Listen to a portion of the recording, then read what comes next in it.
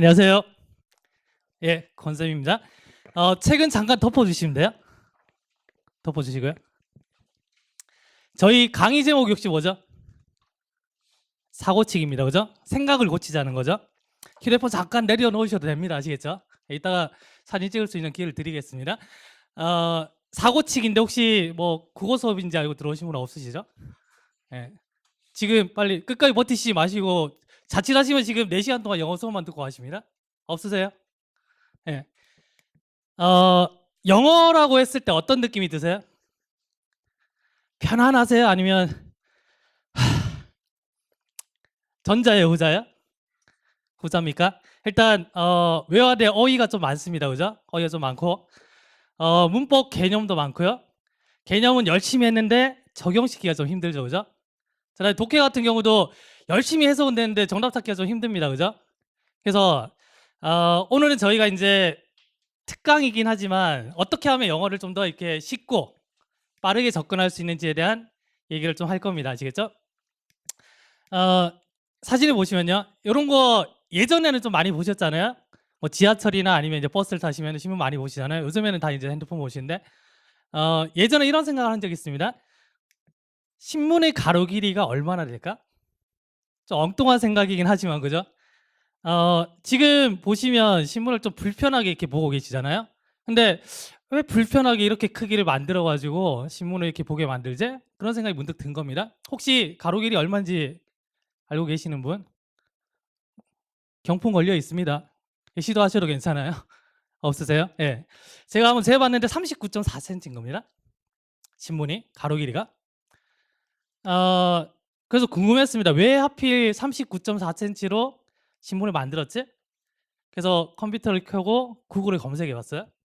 그래서 검색해서 이제 들어왔는데 영국의 어떤 교수님께서 신문에 대한 논문을 이제 한 20페이지, 30페이지를 쓰신 거예요. 그래서 되게 재미있는 내용이 있어서 이제 한번 가져와 봤는데 이 39.4cm라는 이 길이가 언제 나왔냐면 1930년대 영국 신문이 처음 만들어질 때 이 크기로 나왔답니다.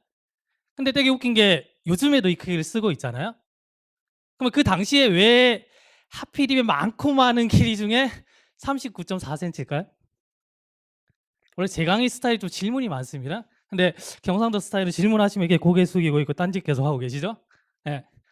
왜 이 길이였냐면 당시에 이제 세금 제도 때문인데 페이지 숫자에 따라서 세금을 부과했습니다. 그래서 신문사 입장에서는 가급적이면 좀 많은 내용을 넣으려면은 좀 크게 만들어야 되죠. 근데 한없이 크게 만들면은 보기가 불편하잖아요. 그래서 양팔을 폈을 때 좀 이제 불편함 없이 잡을 수 있는 크기. 자, 그렇게 만든 겁니다. 근데 웃긴 게 뭐냐면 이 세금 제도가 1850원에 폐지가 돼요. 근데 폐지가 됐음에도 불구하고 요즘의 신문 크기는 일률적으로 뭐다? 다 똑같은 크기죠. 왜 그렇지? 2000년대에 영국에 큰 신문사 2개가 있었어요. 자, 그리고 이제 망해가는 이제 한 회사가 있습니다. 사장님이 늘 고민하죠. 어떻게 이거 살리지? 늘 고민인 겁니다. 그래서 늘 회의를 하는데 그 말단 직원이 와가지고 이렇게 말해요. 사장님, 저희 신문을 좀 작게 만들어 보면 어떻겠습니까? 보기도 편하고 일리가 있잖아요.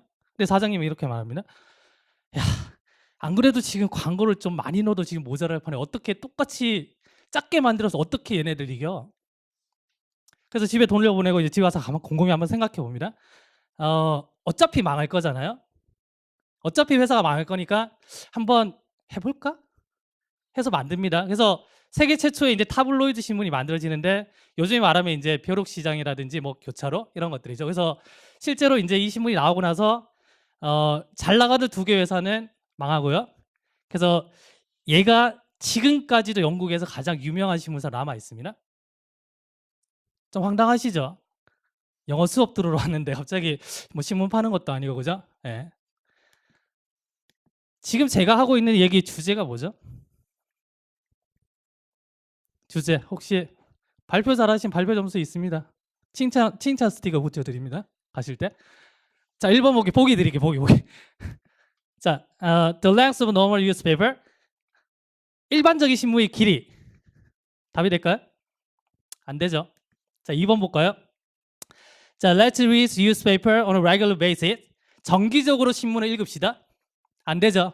예, 지금 끄떡이는 사람 몇 명 있습니다 지금. 자, 그다음에 carry a ruler with you just in case.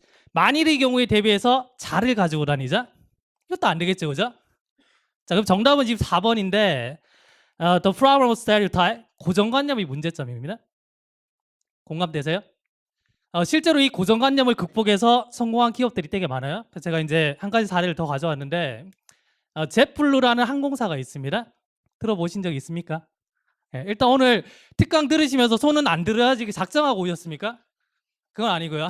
예, 이 젯블루사가 뭐냐면 이제 1998년에 처음 만들어졌는데 누구나 당연히 제공하는 서비스를 다 없앴습니다. 누가 봐도 비행기에는 이거 있어야 되는데 그걸 다 없애요. 뭐가 있을까요? 어떤 수업가니까 어떤 분이 이제 날개에 이러시는데 날개는 아니죠, 그죠? 날개는 없애시면 안 되고 뭘 없애냐면 1등석을 없애요. 자, 그리고 또 뭐가 있을까요? 기내식도 없앱니다. 자, 제가 너무 어려운 질문인데 혹시 비행기를 안 타보신 건 아니죠? 예. 자, 그리고 또 뭐 없애냐? 왕복 티켓을 없앱니다. 되게 불편하잖아요. 그래서 여기서 이제 이것도 다 없애고 여기서 이제 줄어든 비용을 가지고 티켓 가격을 내려요. 내리고 나머지 금액을 어디에 투자하냐면 비행기 내부를 싹 뜯어 고칩니다. 어떻게 뜯어 고치냐면 이렇게. 그래서 좌석마다 위성 TV가 달려 있습니다. 예? 자, 그리고 가죽 시트고요. 기내식은 없지만 무제한으로 스낵을 제공해요. 자, 다리 공간이 넓습니다. 이렇게 바꿔버려요. 그래서 1998년에 얘가 만들어져서 매년 30%씩 성장합니다. 지금까지도 성장을 하고 있고 이게 고정관념을 극복한 사례가 되는 거죠. 뭐 강연 들어오신 것 같죠, 그죠? 예. 레밍 이펙트라고 들어보셨나요? 들어보신 분? 네, 한 분 계시고요. 뭐 집에만 계십니까? 아무것도 세상과 단절하고 계십니까? 요즘에? 예. 레밍이라는 게 있는데 뭐냐면 이제 이렇게 생겨냅니다. 좀 약간 쥐처럼 생기기도 했고 약간 뭐 햄스터처럼 생기기도 했는데 얘네들이 3년에서 4년에 한 번씩 집단 자살을 해요. 절벽에서 뛰어내려가지고. 제가 지어낸 얘기는 아니고요. 그래서 혹시 이제 안 믿으실까 봐 제가 영상을 준비했습니다. 잠깐 볼게요.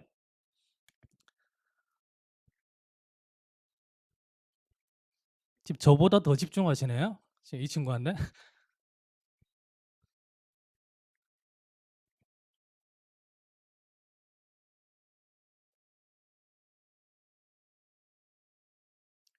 너무 진지하게 안 보셔도 됩니다. 예.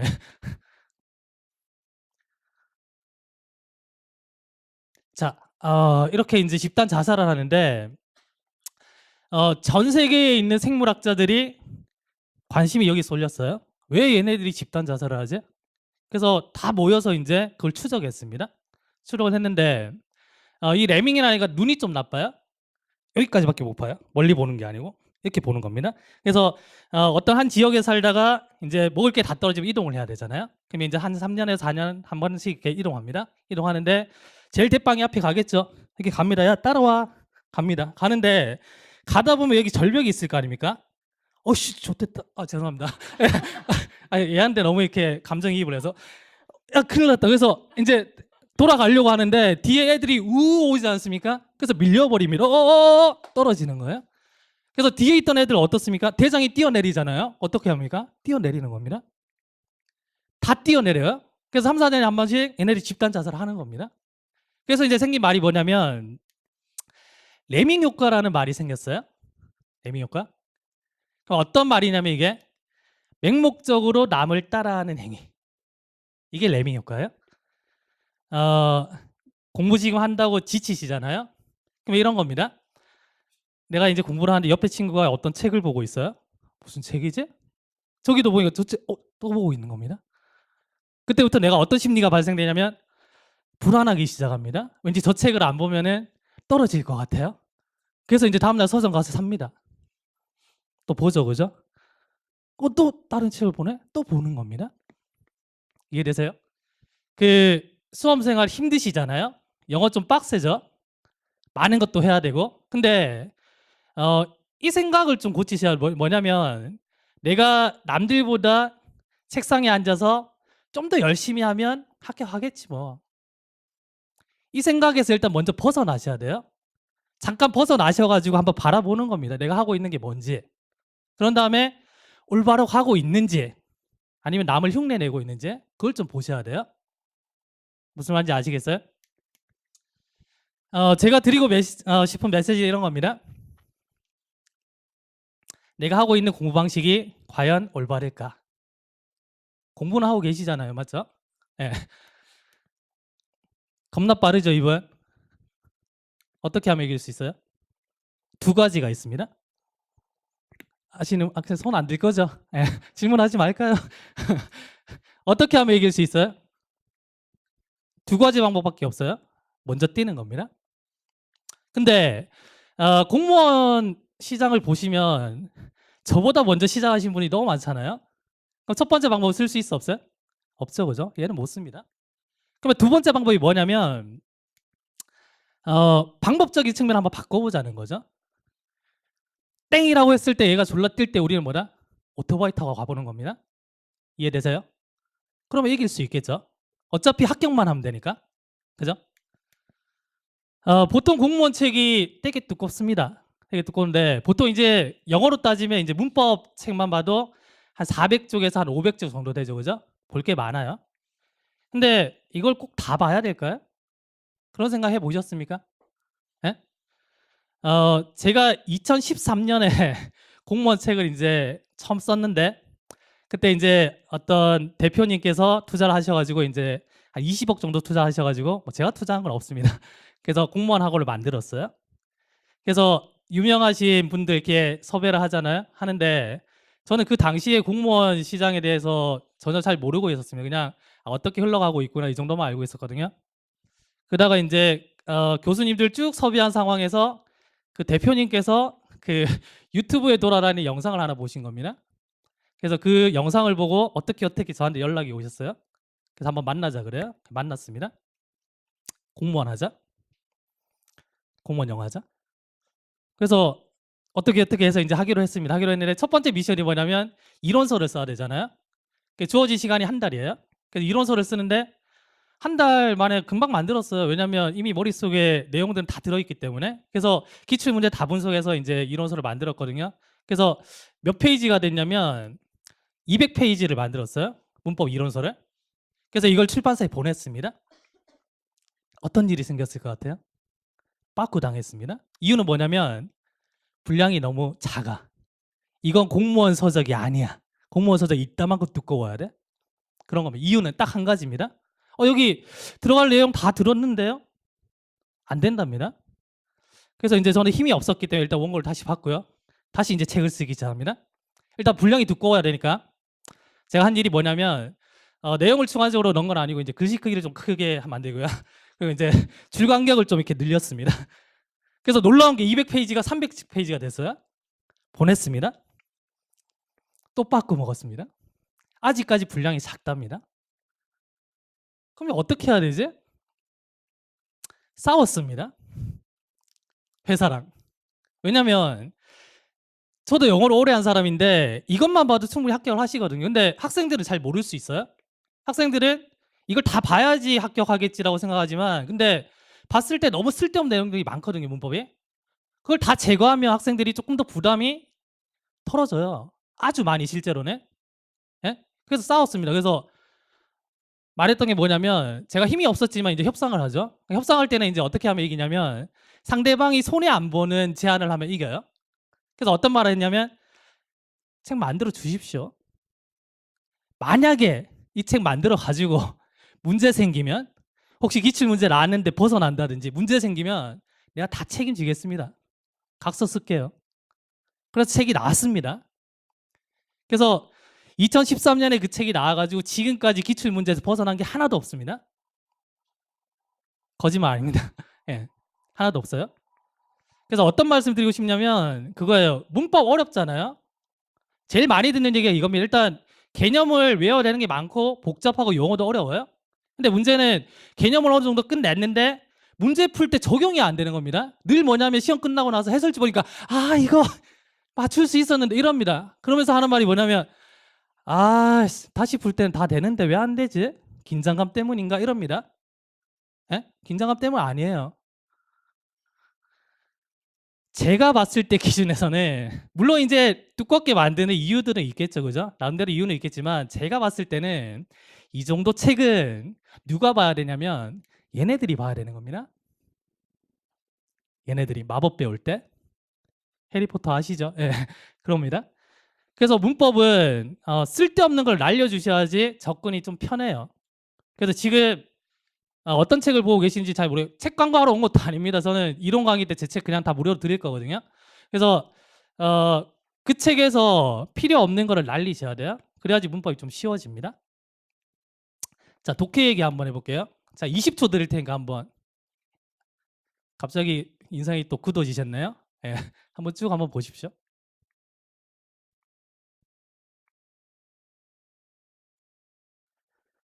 자, 일단 제가 배려하는 차원에서 일단은 어휘는 그렇게 어렵지 않은 문장으로 가져왔습니다. 그래서 어휘는 일단은 외우셔야 돼요. 이거는 외우셔야 되는데 문제는 뭐냐면 이것도 마찬가지로 어휘 책을 가지고 외우시면 안 되겠죠. 이거 뭐 한 3년 동안 외워도 다 못 외웁니다. 실제로 공무원 시험에 나오는 어휘를 외국인한테 보여주고 얘도 몰라요. 무슨 말인지 태어나서 한 번도 본 적이 없다 그래요. 근데 그게 시험에 나옵니다. 근데 그걸 맞추기 위해서 우리가 이 책을 사서 외워야 될까요? 적어도 5,000개에서 10,000개 정도 되는 단어가 있는데 필요 없습니다. 근데 어떤 어휘를 외워야 되냐면 기본 어휘는 외우셔야죠. 그러니까 독해에서 나오는 어휘, 기출에 나왔던 어휘들 그것들을 외우셔야 돼요. 근데 이런 사람이 있거든요. 교수님 어휘 몰라도 그냥 앞뒤 문맥을 보고 추측할 수 있지 않아요? 못합니다. 왜냐면 첫 번째 문장 읽었는데 어휘가 모르겠어요. 근데 두 번째 문장을 보고 이제 유추를 하려고 그랬거든요.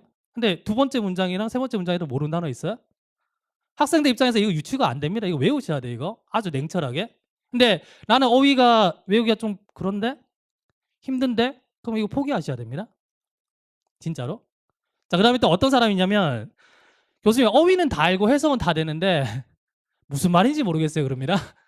예, 이런 경우들 좀 있죠. 예. 그게 뭐냐면 해석 안 되는 겁니다. 해석 안 되는 거예요. 그럼 그게 왜 해석이 안 되냐면 어휘 가지고 끼워 맞춰가지고 내용 연결이 안 된다는 거죠. 그러면 뭘 알아야 되냐면 여러분들이 뭐냐? 구조를 알아야 돼요.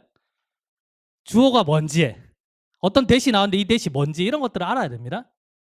이해되세요? 아이론맨 한 번씩 다 보셨죠?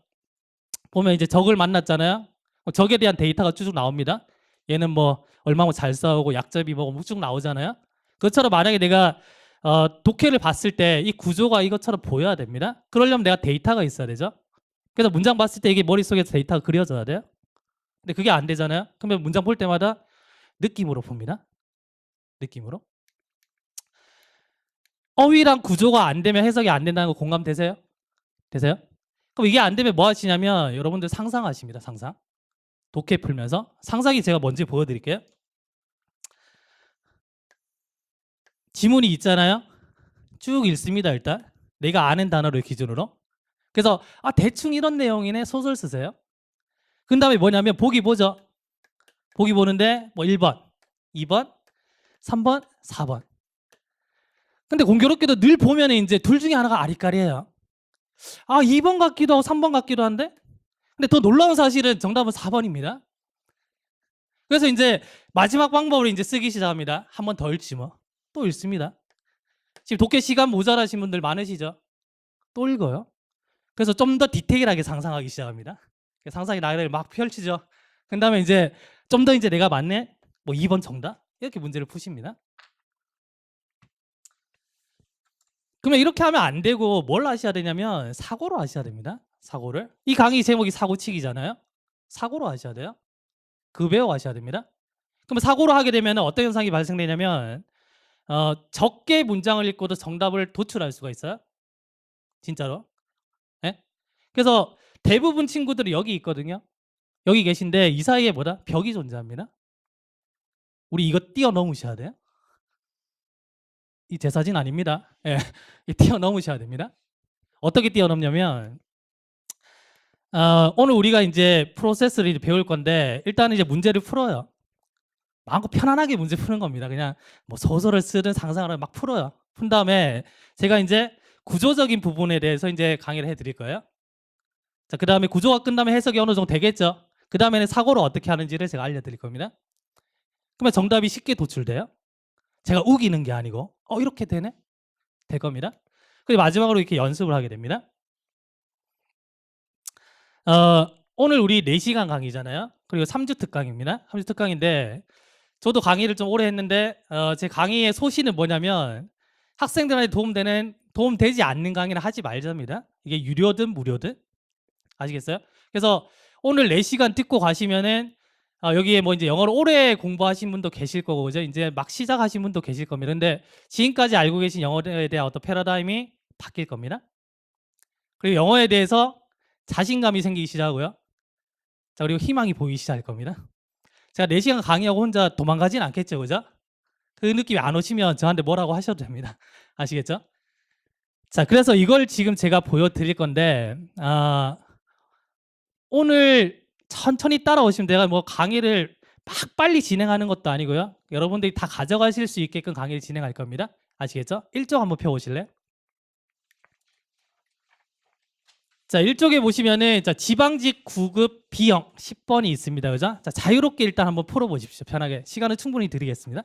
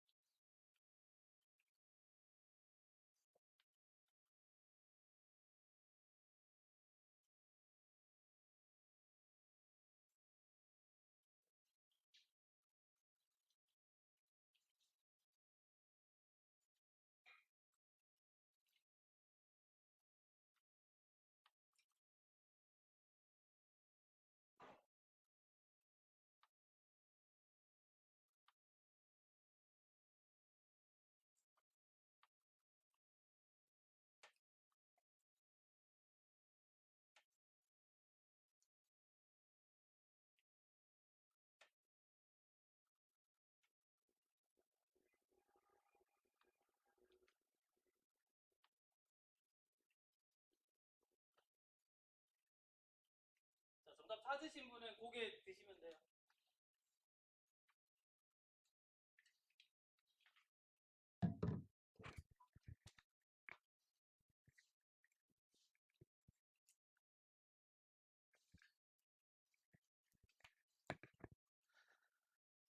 자, 고개 들어보실래요?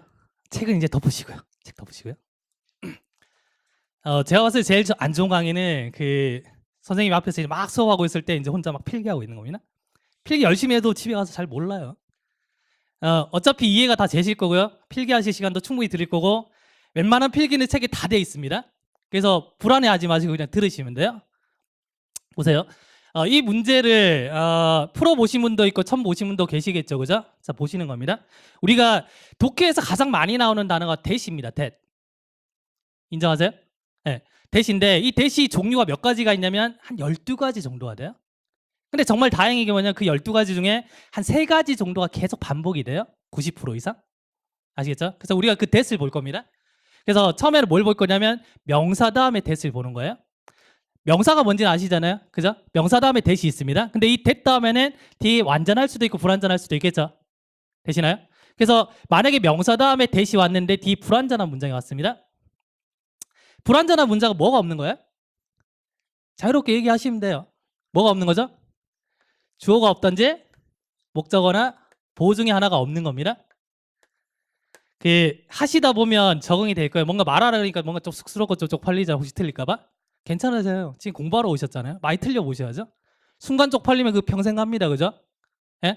자, 주어나 목적어나 보호가 있는데 이 중에 하나가 없으면 불완전한 문장이라고 해요.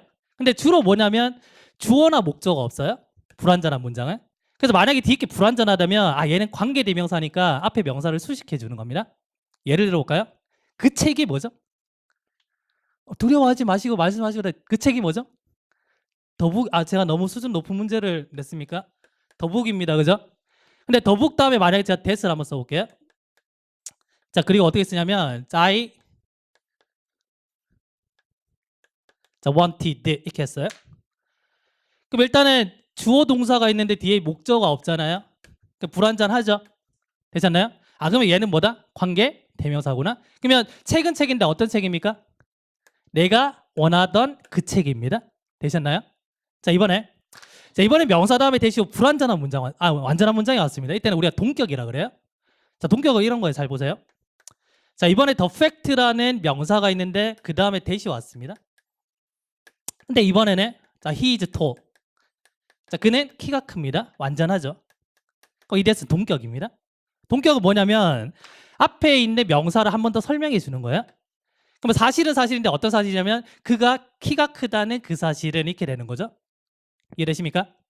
자, 그 다음에 만약에 동사 다음에 대시 오잖아요. 그럼 얘는 우리가 이제 명사절 대시라고 부를 겁니다. 그럼 명사절 대시는 특징이 두 가지인데 첫 번째는 뒤에 문장이 완전한 문장이 와야 돼요. 만약에 문법 문제 동사 다음에 대시 있습니다. 뒤 불완전해요. 맞아요? 틀려요? 틀린 거죠.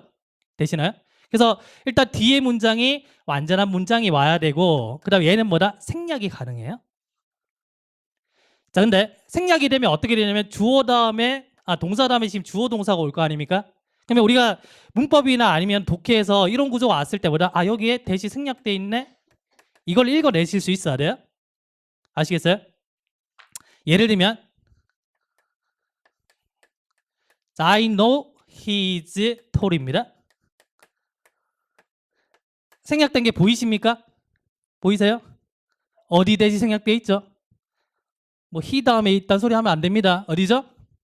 no 다음에 지금 대시 생략돼 있죠? 되셨나요? 자, 이제 필기하시면 돼요. 자, 이쪽을 펴시면 됩니다. 이쪽을 펴세요.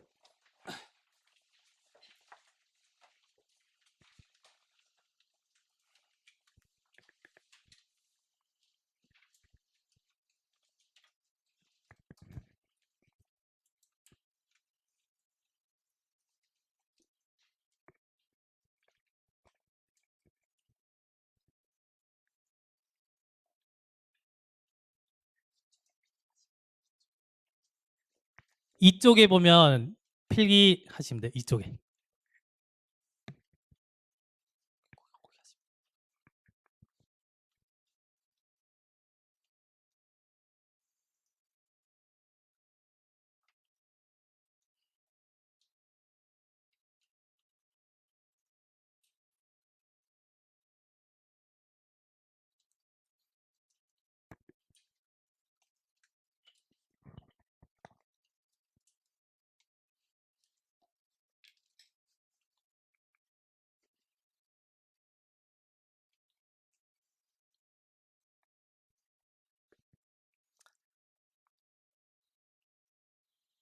자, 웬만한 필기는 다 돼 있으니까 천천히 하시면 됩니다.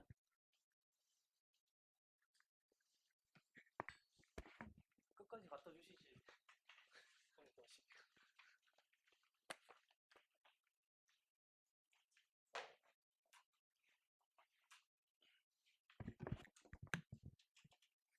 다 쓰셨죠? 다 쓰셨죠? 자, 두 번째 볼까요? 자, 타동사입니다. 그죠? 타동사가 뭐죠? 거기 들어보실래요? 타동사가 뭐죠? 우리 뭐 톡으로 대화해요? 수업할 때? 타동사 뭡니까? 자, 타동사 뭡니까? 그럼 보통 이제 목적어 있어야 되는 거 이렇게 말씀하시죠. 그죠? 자, 한번 이렇게 한번 여쭤볼게요. 자, 드디어 만났습니다. 드디어 만났다니까요? 대화돼요? 안 돼요? 안 되죠? 그럼 누굴 만났는지가 있어야지 대화가 되잖아요? 헐이라 그러면 또 오해하시니까 힘이라고 적겠습니다. 자, 내가 그를 만났습니다. 자, 그 다음에 자, 내가 샀습니다. 말이 돼요? 안 돼요? 안 되죠? 그럼 내가 샀다 그러면 어떤 게 궁금해요? 제가 뭐 샀지? 그게 궁금하잖아요? 그래서 뭔가 있어야 돼요. 책을 한번 사올게요. 그래서 나는 책을 샀다 그러면 말이 되죠? 되시나요? 그러면 나는 그를 만났고 나는 책을 샀다 이렇게 되잖아요. 그래서 보통 목적어는 우리가 을로 끝나는 건데 목적어는 뭐냐면 이겁니다. 보세요. 목적어가 있어야 되는데 없으니까 문장이 돼야 안 돼요? 안 되죠. 그럼 여기 있는 meet이라든지 아니면 by라는 동사는 뒤에 목적어가 있어야지 문장을 완성시킬 수가 있잖아요. 그럼 이 동사들은 뭐냐면 문장을 완성시키기 위해서 남한테 의존하고 있는, 그죠? 그래서 타인 타자를 써서 타동사라고 하는 겁니다. 이해되세요? 그 다음에 자동사라는 건 뒤에 목적어 없이 혼자서 문장을 만들 수 있다 이거죠. 그래서 자동사입니다. 그러면 우리는 독해나 문법에 만약에 어떤 동사가 나오잖아요. 그럼 이 연습을 좀 하셔야 돼요. 자, 을르를 넣어가지고 말이 되는지 안 되는지 보시고 어떤 동사가 나왔을 때 이게 자동사일까 타동사일까 이 느낌을 좀 잡으셔야 됩니다. 이해되세요? 자, 연습 한번 해볼게요. 자타라고 말씀해 주시면 됩니다. 어중앙에 가시면 안 됩니다. 아시겠죠? 자, make 뭐뭇을 만들다니까 타동사죠. 네, 오케이. send 타동사죠. 편지를 보내다, 소포를 보내다, 그죠? write 타동사죠. sit 여러분들이 앉아 있잖아요. 여러분들이 뭔가를 앉아 있습니까? 말하는 앉아 있죠. 저는 지금 어떻게 하고 있어요? 서 있죠. 자동사죠. 이 느낌입니다. 근데 실제로 뭐냐면 실제로 사전을 찾아보시면 그 엔간한 동사들은 자동사도 되고 타동사도 돼요. 근데 그거 고민하지 마세요. 어차피 그거는 문법에서 다 걸러내면 돼요. 얘네들만 외우면 시험에 다 나오거든요. 그러니까 우리는 어떻게 보냐면 90% 이상의 동사들은 그냥 을을러서 말해주면 타동사로 보시면 됩니다. 자동사가 많을까요? 타동사가 많을까요? 다시요. 자동사가 많을까요? 타동사가 겁나 많을까요? 타동사가 많습니다. 월등히 많아요. 그래서 어디 가서 누가 물으면 타동사라고 대답하시는 게 훨씬 더 확률이 높습니다. 아시겠죠? 그래서 이겁니다. 보세요. 타동사기 보세요. 목적어가 있기 때문에 타동사가 아닙니다. 아시겠죠? 우리는 어떻게 보셔야 되냐면 타동사기 때문에 뒤에 목적어가 오겠구나라고 예측하셔야 돼요. 그래야지 문장 구조가 되거든요. 이해되십니까?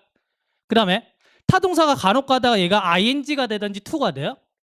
그러면 ing나 to도 어차피 타동사가 아빠 엄마잖아요. 그러면 아빠 엄마의 뭔가 특성을 다 물려받았겠죠.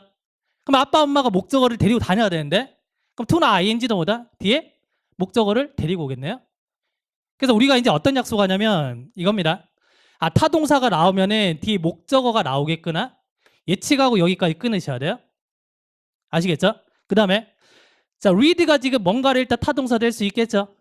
맞죠? 그래서 우리는 뭘 예측해야 돼요? 뒤에 목적어가 오겠구나라고 예측하시는 겁니다. 아시겠죠? 책을 읽습니다. 그 다음에 자, 이번엔 지금 타동사가 to가 됐잖아요. 뭐 예측하셔야 돼요? 뒤에 목적어가 오겠구나. ing가 됐죠? 뭐 예측? 목적어가 오겠구나. 이거 보셔야 되는 겁니다. 아시겠죠? 제 강의는 아주 기초적인 것부터 어려운 것까지 가요. 그래서 좀 쉽다고 우쭐할 필요는 없습니다. 왜냐하면 가다가 뭔가 사고력 부분에서 배워갈 게 되게 많습니다. 예? 그래서 이전에 좀 알고 계시는 분들은 한번 정리한다고 생각하시고요. 몰랐으면 지금부터 아시면 돼요. 되셨나요? 자타동사? 한번 필기 할게요. 자, 이쪽에 필기하시면 됩니다. 필요하신 거 적으시면 돼요.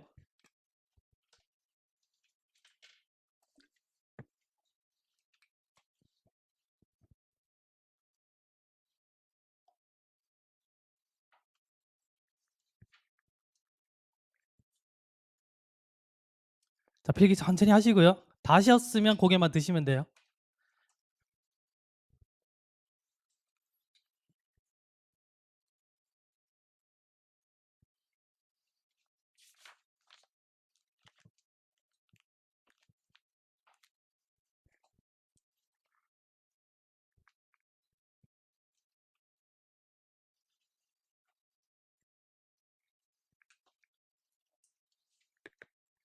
자, 혹시 필기를 좀 빨리 하시는 분들은 그 필기를 아무 생각 없이 하시면 안 돼요. 그렇구나 이렇게 보시고요.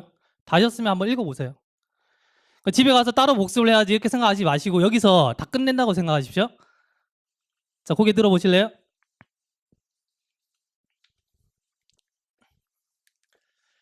가주어진 저 들어보셨죠? 가주어진 저 뭐죠? 뭐죠? 자, 주어가 너무 길어서 뭔가 뒤로 던지는 거 이런 거는 한번 들어보셨잖아요. 그래서 주어라는 건 영어 문장에서 머리입니다. 인간에게 머리 겁나 커요. 그러면 이렇게 다니겠죠? 예? 그래서 영어에서는 주어가 긴 거를 좀 이렇게 선호를 안 해요. 그래서 문장 균형을 맞추기 위해서 뒤로 던지는 겁니다. 이 정도는 중학교는 다 좋은 학교 나왔으니까 다 아시잖아요. 보세요. 근데 우리는 보세요.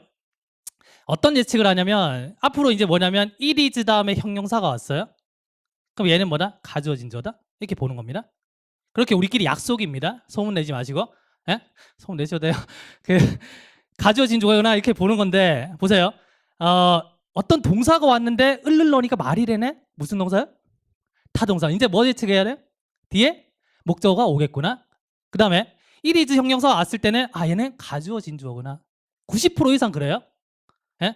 그러면 뒤에 진주어가 오겠구나 생각하는데 진주어가 겁나 많겠죠. 근데 그 중에 거의 보게 되는 건 뭐냐면 두 가지밖에 없습니다. 대절이나 투부정사입니다.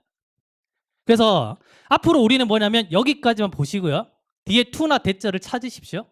그러면 구조 분석이 됩니다. 무슨 말인지 아시겠죠? 예를 들어 볼까요? 자, it is remarkable 있고 it is too late 있습니다. 보이십니까? 뭐가? 뒤에 뭐가 올지 예측이 되세요? 되시나요?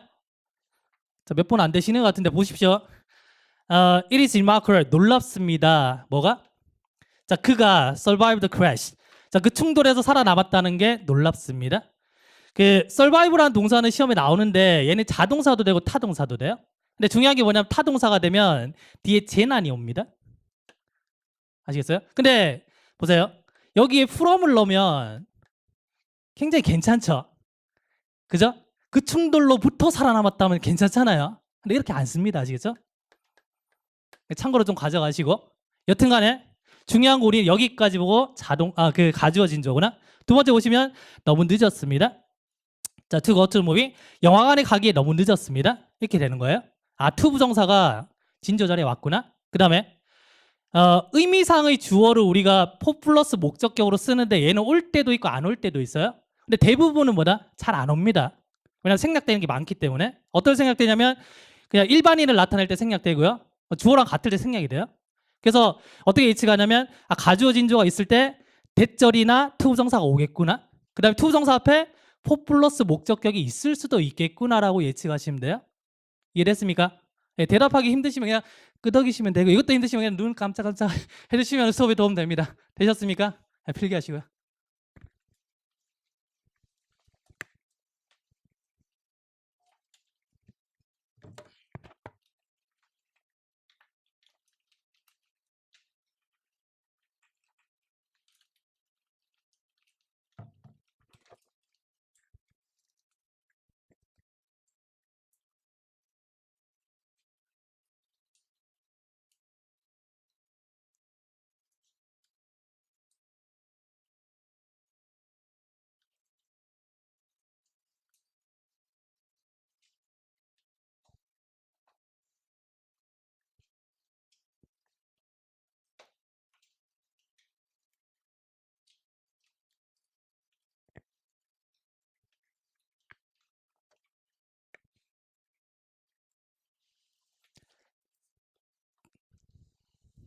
자, 되셨나요? 자, 고개 들어보시고요. 여기까지가 뭐냐면 우리가 저 문장을 해석하기 위해서 필요한 구조를 배운 겁니다. 근데 놀랍게도 뭐냐면 대부분의 공무원 독해 문제는 두 문장에서 세 문장만 정확하게 해석하면 답이 나와요. 근데 우리가 어떠냐면은 대충 많이 읽잖아요. 그러면서 계속 미궁에 빠지는 겁니다. 그래 어떻게 한다고요? 상상의 나라에 막 펴져. 예? 이렇게 하면 안 돼요. 자, 보세요. 철저하게 지금 제가 이제 구조적인 부분에 있어서 해석만 할 겁니다. 아시겠죠? 볼게요. 내가 아무리 영어를 못해도 그냥 my students까지는 되셨죠? 내 학생들이 종종 뭐다? believe 믿습니다. 그죠? 자, 보세요. 동사 다음에 대시 왔습니다. 그럼 이 대시 무슨 대시입니까? 무슨 대? 명사를 대시입니다. 뭐 접속사 대시라고도 말하는데 우리는 그냥 명사를 대시라고 통일할게요. 아시겠죠? 명사를 대시니까 우리 뭘 예측해야 되냐면 뒷문장이 완전해야 돼요? 불완전해야 돼요?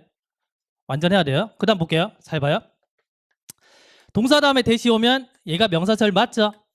그죠? 근데 뒤에 보니까 접속사가 있네? 그러면 뒤에 문장이 몇 개가 온다는 얘기입니까? 두 개가 온다는 얘기죠. 잘 보세요. 접속사가 하는 역할은 문장과 문장을 이어주는 겁니다. 그 문장이 두 개 되려면 접속사가 있어야 되잖아요. 맞죠? 문장이 세 개 되려면 접속사는 두 개죠. 그래서 접속사의 개수는 문장의 개수에서 1을 빼시면 돼요. 너무 어렵으면 적어 드릴까요? 예, 다시 문장의 개수에서 1을 빼면 접속사 개수입니다. 아시겠죠? 그건데 여튼간에 우리는 이 동사 다음에 나오는 대절을 봤을 때 뒤에 뭐다? 아, 완전한 문장이 오겠구나라는 거 이미 알고 있습니다. 근데 뒤에 보니까 지금 접속사가 있어요. 그럼 우리 뭘 예측해야 돼요? 뒤에 문장이 몇 개라? 2개가 오겠구나 이겁니다. 맞죠? 자, 그래서 우리가 believe라는 동사 다음에 대시 왔기 때문에 얘가 명사절인 건 파악했고요. 자, 그다음에 if가 접속사이기 때문에 자, 첫 번째 문장까지 이렇게 끊는 겁니다. 문장 2개 왔죠? 자, 다시 한번 볼게요. 자, 나의 학생들이 종종 믿는데, 자, 만약에 자, they simply meet more important people. 그들이 단순하게 좀 더 중요한 사람들을 만난다면 그들이 어떤 일이 뭐다? will improve, 향상될 거야라고 믿는 거죠. 해석되셨나요? 그 다음에요. 자, 그러나 자, it is remarkable hard까지 왔습니다. 그럼 여기까지 보고는 뭘 예측해야 돼요? 얘는 무슨 구조다? 가주어, 진주어겠구나. 그러면 놀랍게도 어렵습니다. 자, 진주어 자리에 뭐 온다고요? 투나 대절이겠죠? 계속 얘기를 해 보셔야지 이게 내게 돼요. 가만히 계시면 내게 안 됩니다. 예? 계속 실수를 두려워하지 마시고 옆에 사람 신경 쓰지 마세요. 어차피 아무도 관심 없습니다. 지금 내가 틀려도. 어차피 난 조용하게 말하기 때문에 틀리셔도 괜찮아요. 그러나 놀랍게도 어려운데 뭐 하는 게 자, 인게이지는 뭔가 이렇게 사람들이랑 이렇게 어울리는 거죠. 그죠? 예? 근데 놀랍게도 그런 사람들과 어울리는 게 어렵습니다. 만약에 뭐 하지 않는다면 당신이 이미 뭐다? put something valuable. put out은 뭔가를 내놓는 거잖아요. 그럼 뭔가 가치 있는 것들을 세상에 내놓지 않는다면 그런 사람들 만나기가 어려울 거야 이 말입니다. 해석되세요? 되시나요? 네, 적어보실래요?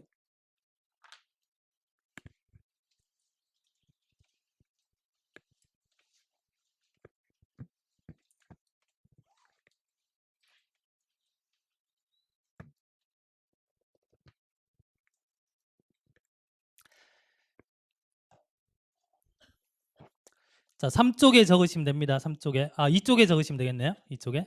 구조 분석을 한번 해보시는 거예요. 구조 분석.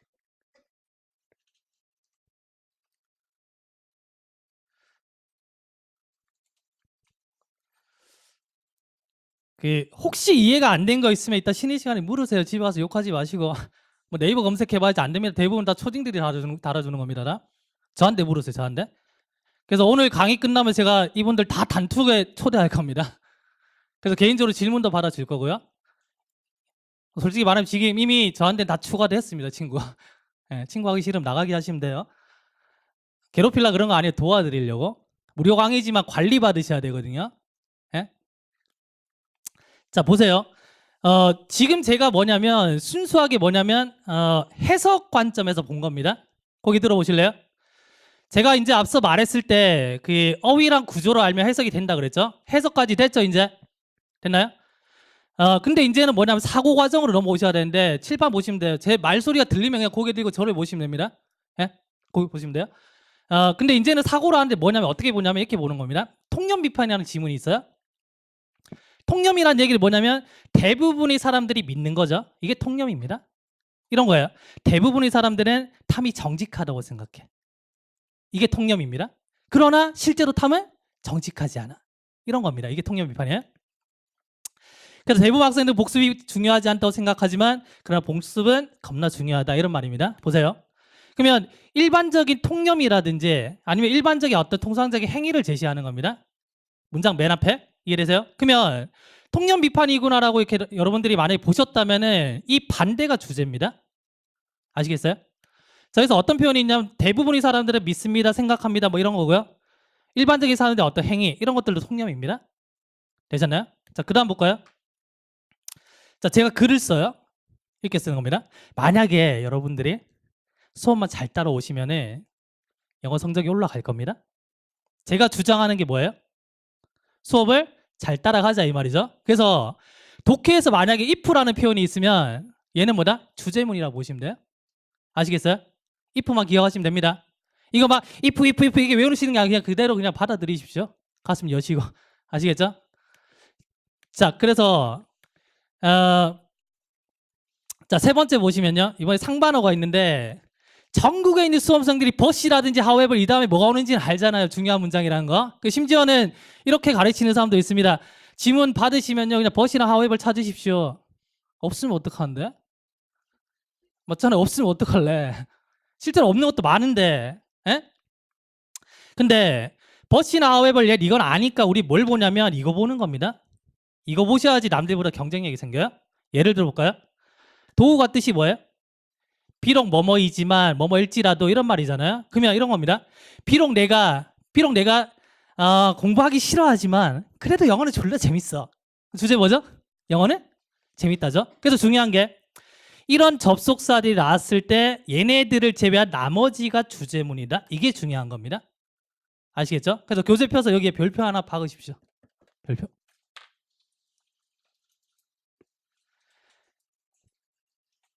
자, 혹시라도 강의 들으시다가 잠이 오시면 그냥 일어나서 걸어 다니십시오. 아시겠죠? 옆에 친구가 혹시 졸고 계시면 기대 한 잔짜리 이렇게 같이 가야죠. 우리 경쟁자가 아니고 옆에 졸아라 이렇게 하시면 안 됩니다. 아시겠죠? 예? 자, 보십시오. 다시 독해 보는 겁니다. 보세요. 자, 이제 칠판 볼게요.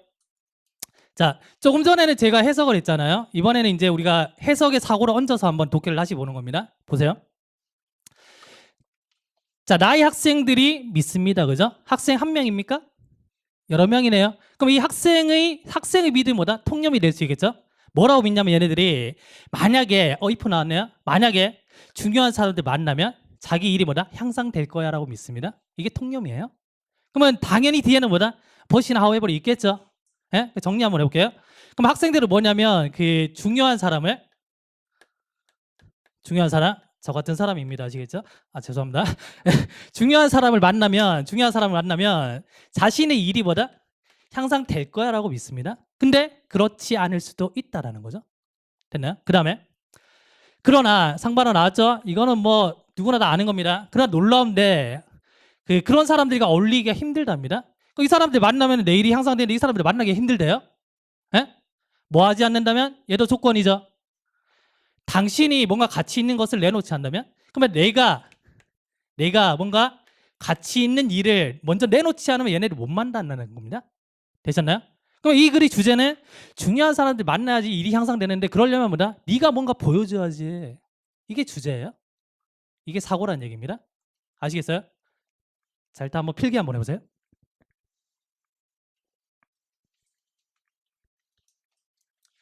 글을 읽을 때 이렇게 도식화하는 연습하셔야 됩니다. 도식화하는 연습하셔야 돼요. 하셔야 돼요.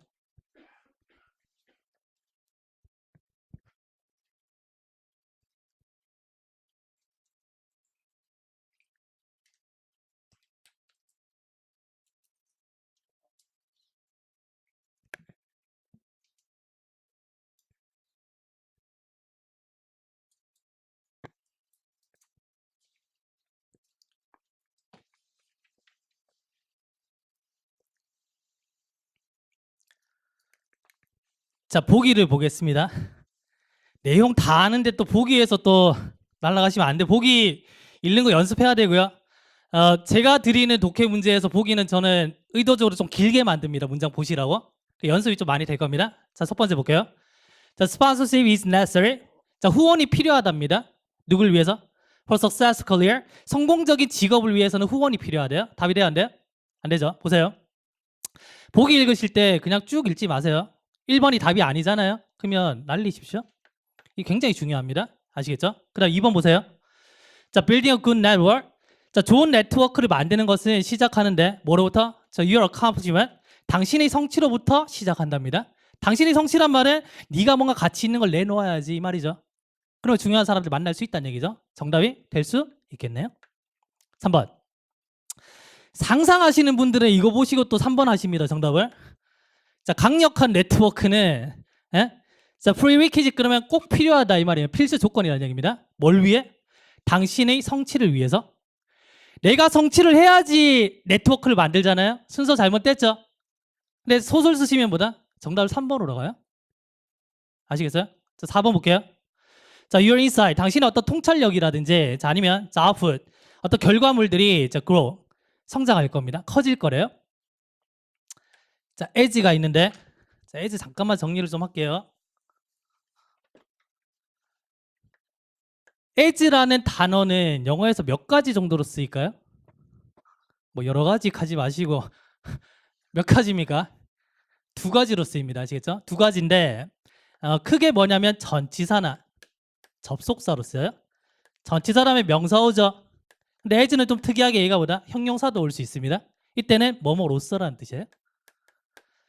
주어 동사 왔을 때는 접속사죠. 접속사 할 때 어떤 뜻이 있어요? 때문에. 또 뭐뭐 할 때. 또 뭐 있습니까? 함에 따라. 자꾸 어려워지죠. 함에 따라. 뭐뭐처럼. 그 다음에 이제 뭐뭐대로가 있는데 뭐뭐대로는 독해에 거의 잘 안 나오기 때문에 일단 이렇게 뺄게요. 이렇게 되는 겁니다.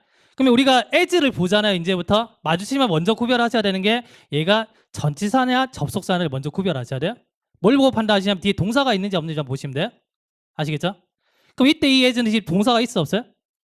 있죠. 그럼 얘는 뭐다? 접속사네요. 이해되십니까? 그럼 접속사라고 판단되면 여기 중에 이제 입에 맞는 거 아무거나 넣으시면 됩니다. 다시 볼게요. 당신의 통찰력이나 아니면 결과물들이 커질 겁니다. 당신이 전문가가 되면. 그래서 이때 as는 when의 개념으로 해석하면 되겠네요. 되십니까? 근데 네가 전문가가 됐을 때 너의 통찰력이나 결과물들이 더 커질 거야 이 말이죠. 답이 안 되죠? 됩니까? 필기하시고요.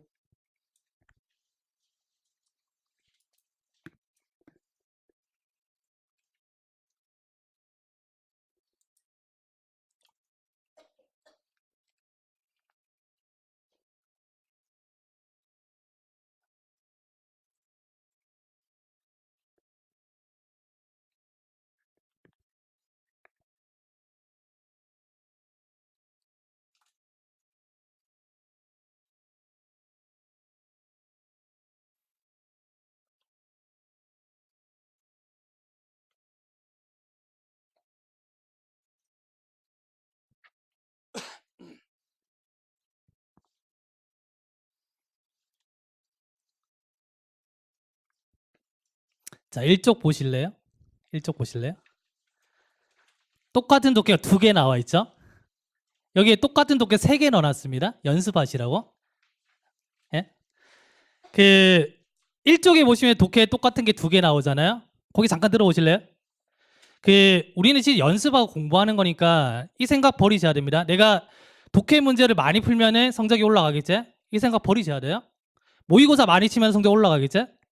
안 됩니다. 왠지 알려드릴까요? 어떨 때는 모의고사 쳤는데 60점이에요. 근데 다음 달 쳤는데 80점입니다. 또 60점이네. 근데 놀라운 건 뭐냐? 학생들은 80점이 내 성적이라 생각합니다. 근데 이 성적 변동은 뭐냐면 내가 얼마나 상상했느냐에 따라서 좀 달라지고요. 그날 날씨에 따라서 또 달라집니다. 실력이 아닙니다. 그러면 공부하실 때는 제대로 하셔야 되고 제대로 틀려 보셔야 됩니다. 대신에 틀린 걸 제대로 수정해야죠. 보세요. 처음에 우리가 이 긴 쭉 일부러 이제 제가 이제 쭉 넣었는데 이 긴 지문을 보시고요. 처음에 접근하는 게 여러 가지 달랐죠, 그죠? 제가 절대 하면 안 되는 걸 몇 가지 알려드릴게요. 보통 이제 문제 푸실 때 제가 이제 한번 쭉 보거든요. 뭐 정답을 보는 게 아니고 어떻게 풀고 계시는지 보는 겁니다. 절대 하면 안 되는 게 보기 먼저 읽으시면 안 돼요. 자, 왜냐면 보세요. 이렇게 착각하고 계세요. 보기를 읽어보면 교수님 앞에 내용을 유추할 수 있지 않습니까? 그러니까 보기는 도움되지 않나요? 도움 안 됩니다. 왜냐면 다 읽고 나서 첫 번째 문장 읽잖아요. 뭐 읽었는지 모릅니다. 아시겠어요? 보기에서 내가 뭐 읽었는지 몰라요. 예? 그러면 철저하게 뭐냐면 그 문제 유형별로 제가 어떻게 접근하는지를 하나씩 알려드릴 겁니다. 알려드리는데 이렇게 접근하시는 분도 있습니다. 밑에서부터 막 읽죠, 그죠? 물론 이제 그렇게 풀어야 되는 지문들이 있긴 합니다. 있는데 그렇게 하지 마시고 그냥 위에서 내려오십시오. 제목, 주제, 요지는 아시겠죠? 그 다음에 뭐 생각하셔야 되냐면 한 문장을 지금부터 보시더라도 이렇게 하시면 안 돼. 이거 구조 분석 아니죠? 이 구조 분석입니까 이거? 아니죠. 이 뭐 설계하는 사람들이나 이렇게 하지, 그죠? 그래서 한 문장을 보시더라도 정확하게 보셔야 돼요. 제가 이제 독해 문제를 풀려면은 두 문장 세 문장만 정확하게 읽으면 풀린다 그러잖아요. 근데 정확하게입니다. 정확하게. 느낌으로 푸시면 안 되고. 그럼 그렇게 하려면은 어휘 알아야 되고 구조를 알아야 되거든요. 아시겠어요? 그러면 보세요. 이 문제를 맞추신 분들 중에 만약에 내가 거의 다 읽고 풀었다. 이것도 잘못 푸신 겁니다. 그래서 내가 만약에 맞췄지만 너무 많이 읽었다 그러면 옆에다 메모를 하십시오. 틀렸는데 왜 틀렸는지 메모하십시오. 그래야지 내 습관이 고쳐집니다. 아시겠어요? 그래서 이 문제를 접근할 때 이제 일종의 두 번째 지문을 가지고 연습을 하는데 제가 딱 1분 드릴 겁니다. 1분 드릴 건데 보세요. that 동그라미 치셔야 되고 if 동그라미 치시고 통념 비판이구나 조건이구나 이거 생각하시면서 읽어 가셔야 된다고요. 딱 우리가 읽은 것까지. 그 다음에 독해 문제를 풀어보면 아시겠지만 제가 뭐 독해를 많이 안 합니다. 여기까지 많이 읽었잖아요. 집에 가셔가지고 궁금하죠? 읽지 마십시오. 왜냐면 버릇됩니다. 시험 칠 때. 읽는 습관이 길들어져 버리면 시험 칠 때 안 읽으면 불안해져요. 또 상상을 막 하기 시작합니다. 느낌 좋은데? 이러시면 안 됩니다. 그래서 오늘 문제 푸시면서 그거를 고쳐가게 될 거예요. 그러니까 저만 믿으시고 한번 해보세요. 오늘만 딱 해보고 아니면 뭐 일단 강의가 다 있어 뛰쳐나가셔도 괜찮습니다. 아시겠죠? 그래서 지금 중요한 게 지금이 제일 중요해요. 그래서 똑같은 지금 기출 문제는 똑같은 게 세 지문이 있습니다. 그래서 지금 하나를 그렇게 연습하시고 나머지 집에 가서 하시라는 거고요. 그다음에 제가 학원 측에 요청해서 그 연습 문제에 관한 것들이랑 이제 자료 해가지고 찾아가실 수 있게 제가 요청을 할 겁니다. 세 개 다 넣으면 책값 올라가거든요. 그래서 그거 가져가시면 되고 그래서 지금 1분이 제일 중요한 겁니다. 아시겠죠? 그래서 딱 보시고 그렇게 한번 풀어보십시오. 자,